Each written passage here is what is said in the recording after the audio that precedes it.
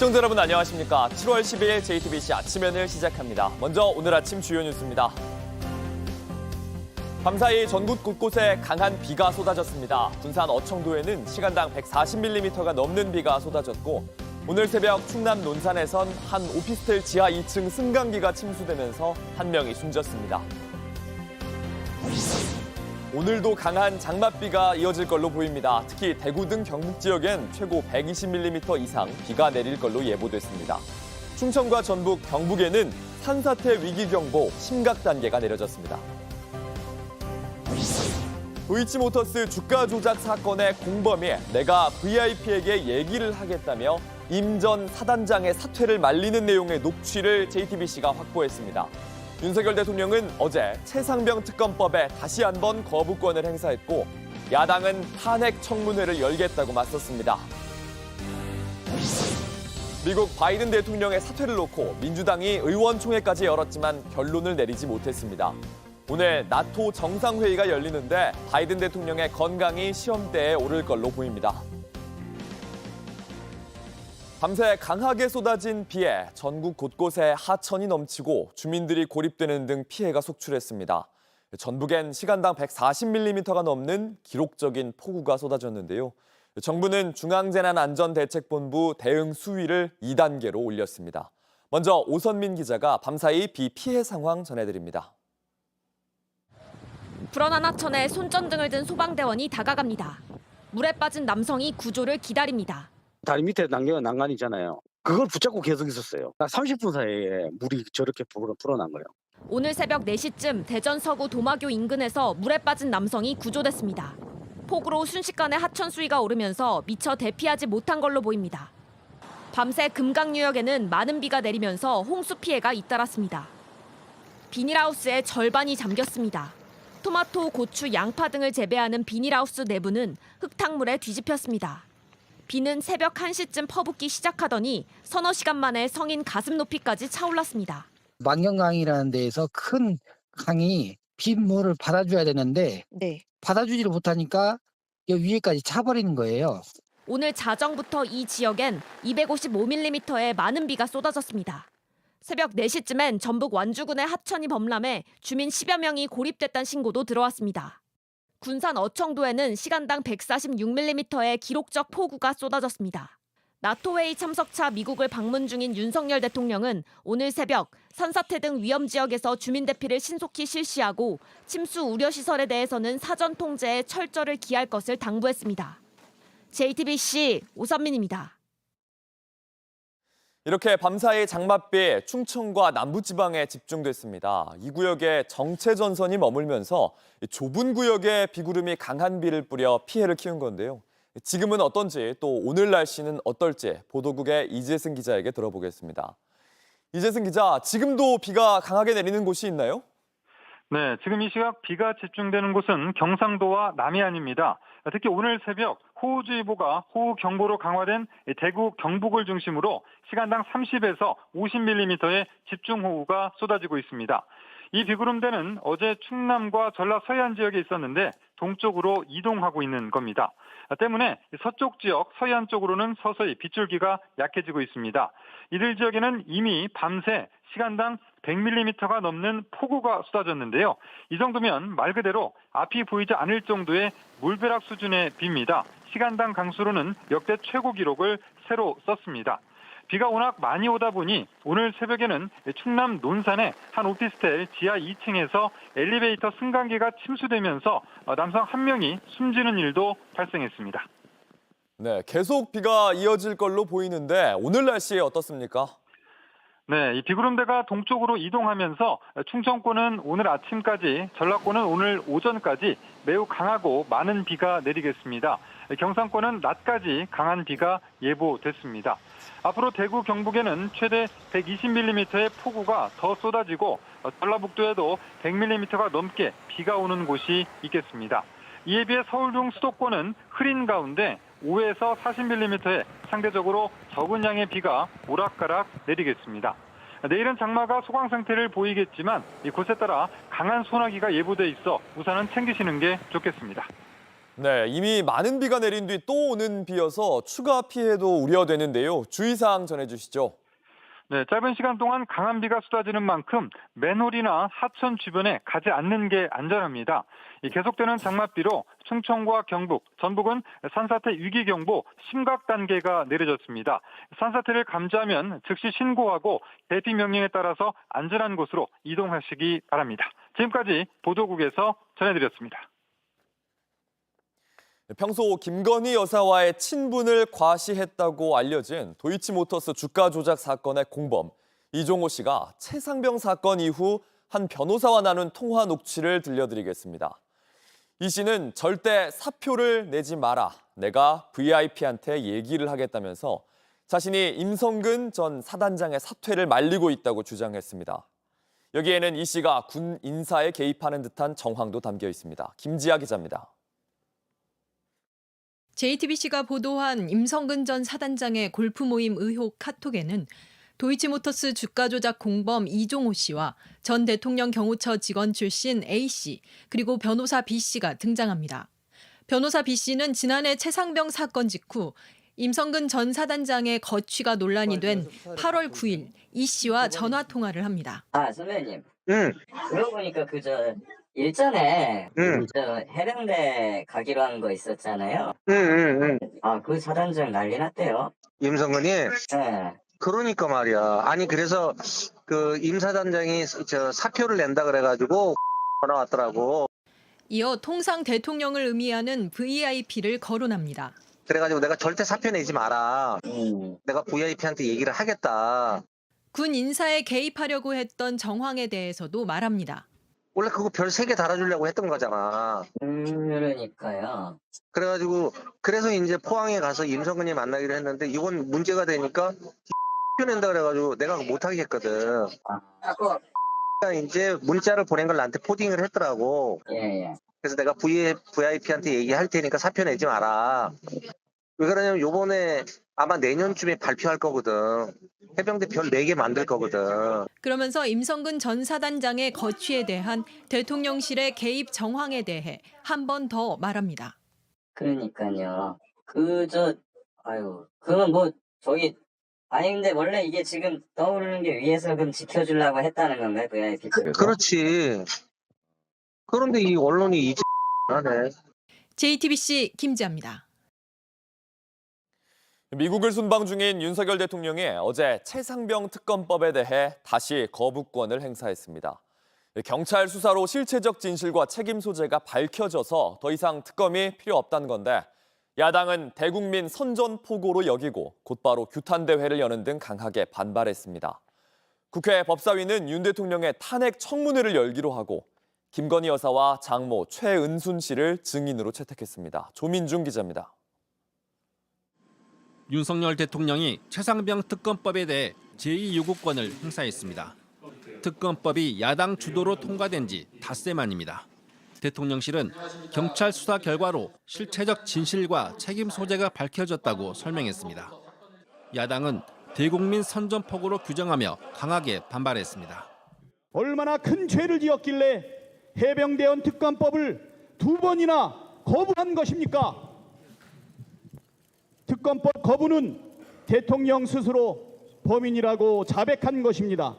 법안이 다시 국회로 넘어온 이상 바로 재표결을 하기보단 여당과 합의하겠다는 입장입니다.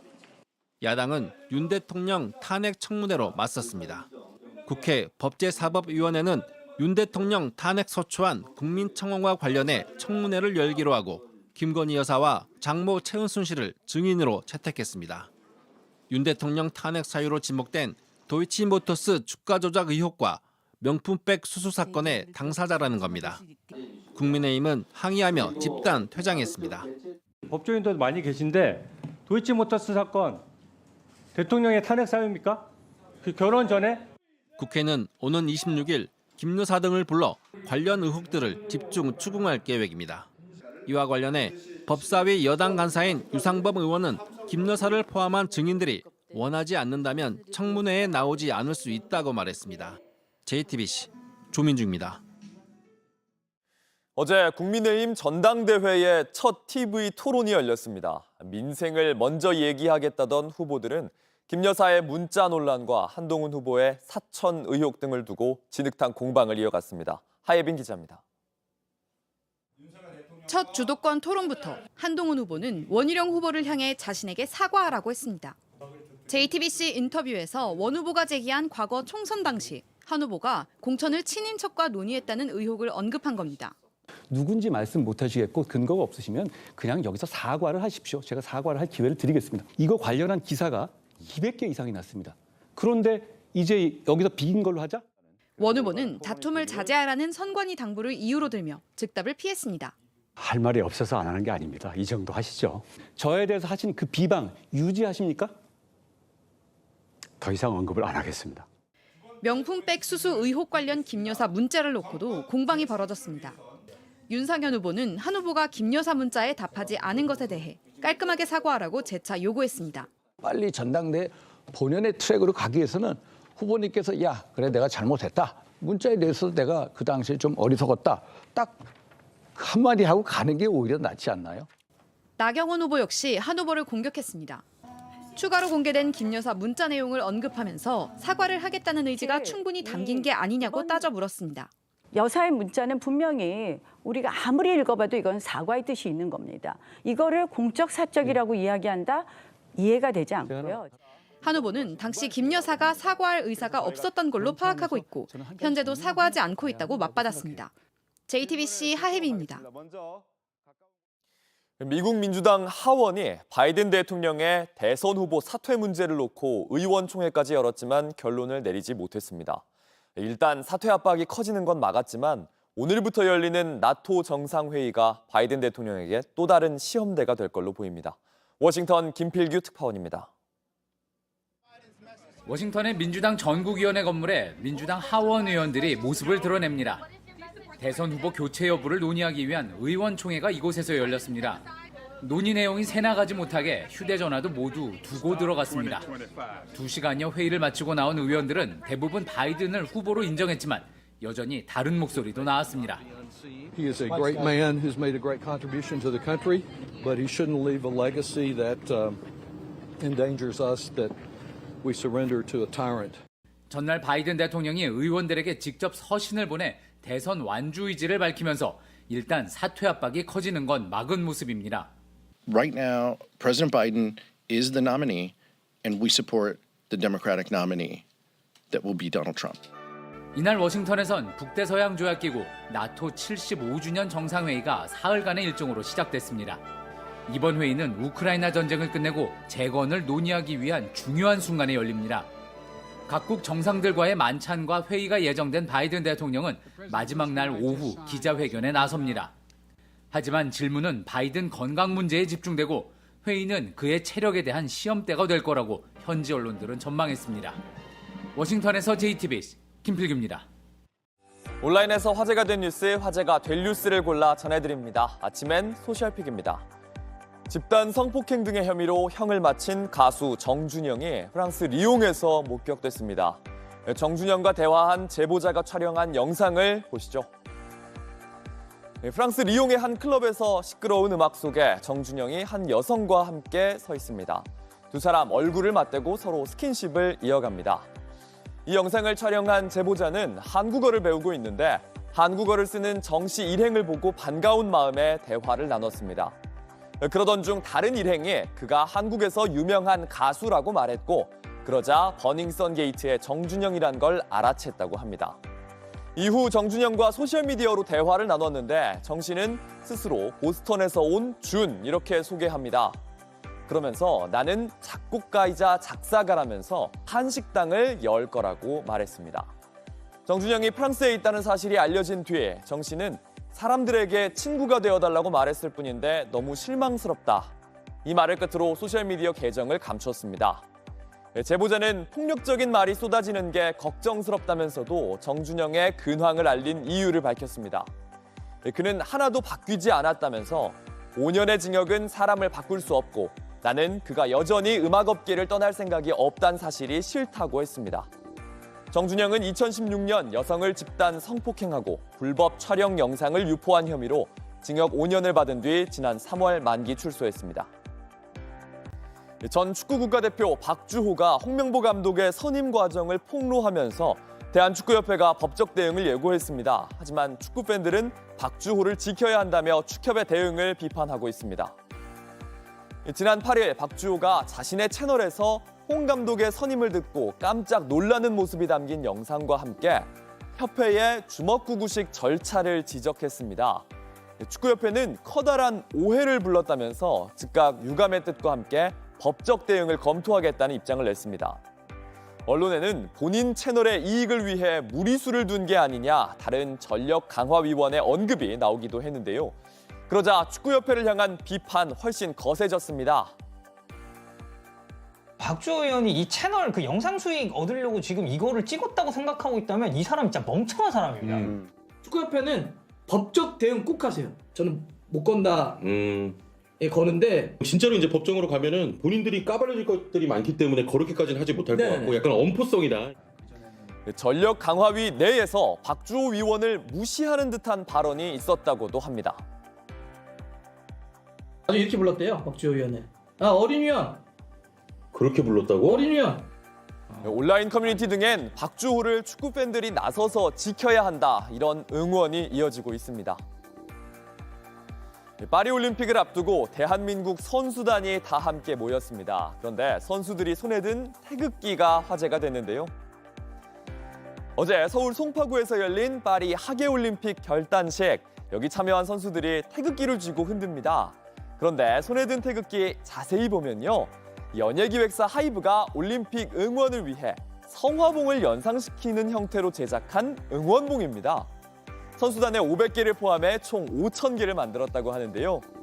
개막식 다음 날 파리 현지에서 마치 K-팝 콘서트처럼 팀 코리아 응원봉을 활용하는 행사가 준비돼 있다고 합니다. 이 응원봉, K-팝 아이돌의 팬덤 문화를 상징하는 소품이죠. 이 세븐틴은 캐럿봉, 뉴진스는 빙키봉, 이름도 다양합니다. K-팝이 올림픽과 어울려서 새로운 응원 문화를 주도할 수 있을지 기대가 커집니다.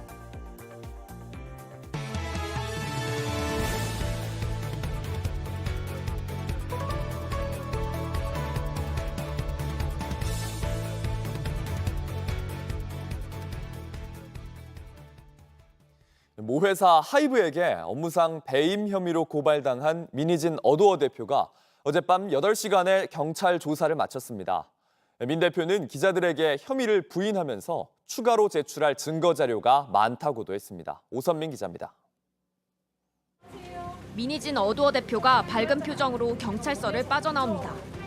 경찰에 출석한 지 8시간 만입니다.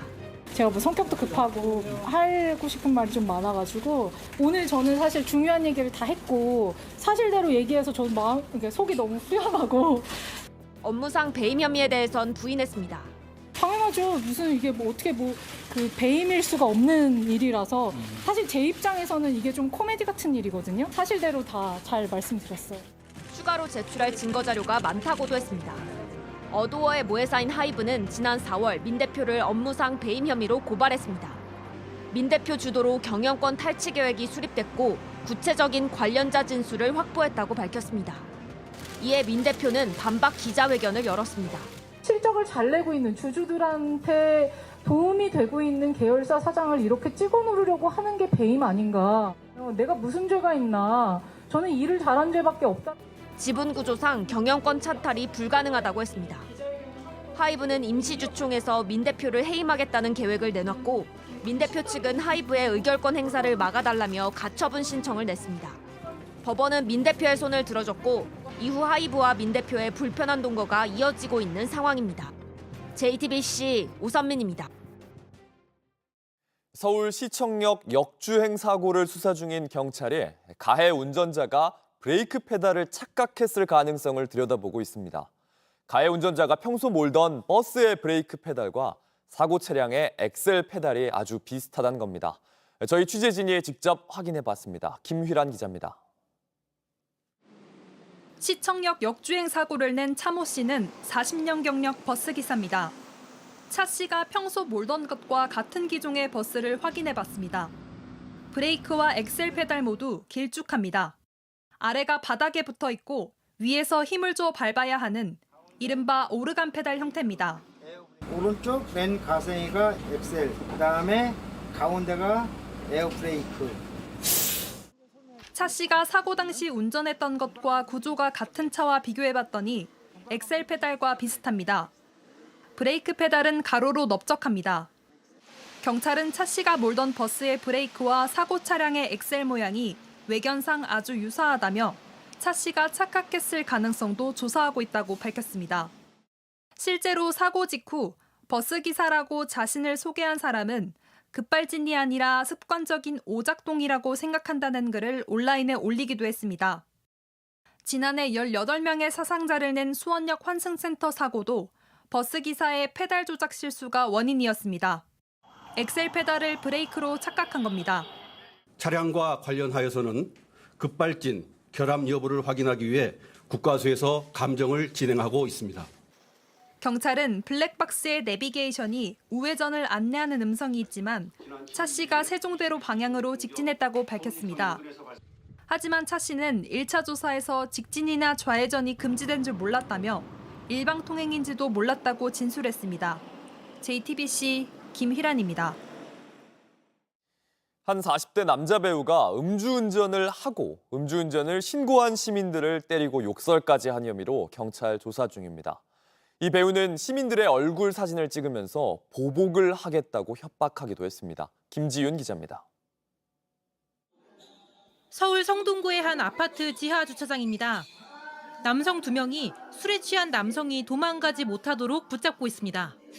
붙잡힌 남성은 한 지상파 공채 탤런트 출신 배우 A씨입니다. A씨는 두 남성의 목을 손으로 치며 욕을 합니다.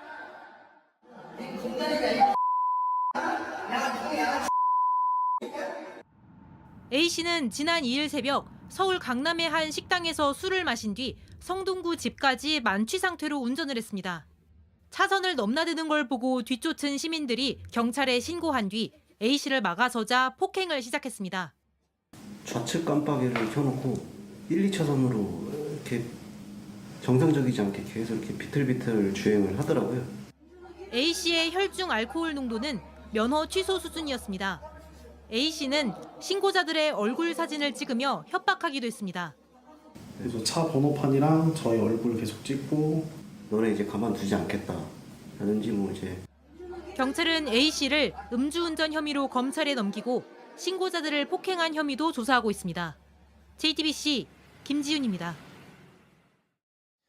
지난 주말 프로야구 올스타전에 MVP를 거머쥐었던 기아의 최형우가 또 해냈습니다. 리그 후반기가 시작하자마자 국내 최고령 만루 홈런 신기록을 썼습니다. 2위 LG와의 맞대결, 승자는 기아였습니다. 프로야구 소식 오늘의 야구에서 전해드립니다. 기아가 5대2로 앞선 6회 초, 기아가 1사 2상루의 기회를 잡자 LG는 김도영을 자동고의 사구로 내보냅니다. 타석에는 올스타전 최고령 MVP 최영우. LG 이상형의 변화구를 잡아당겨 총알 같은 타구를 만들어냅니다. 우측감전! 우측감전! 넘어갔습니다! 최영우의 말로 홈런! 잠실구장 우측 담장을 살짝 넘어가는 그랜드슬램. 이 홈런으로 최영우는 국내 선수 최고령 말루 홈런이라는 또 하나의 역사를 새로 썼습니다. 네, 노력해야죠. 노력해야 되고 이제 후반기 첫 단추를 잘 깼기 때문에 열심히 해서 꼭 1등으로 끝낼 수 있도록 하겠습니다.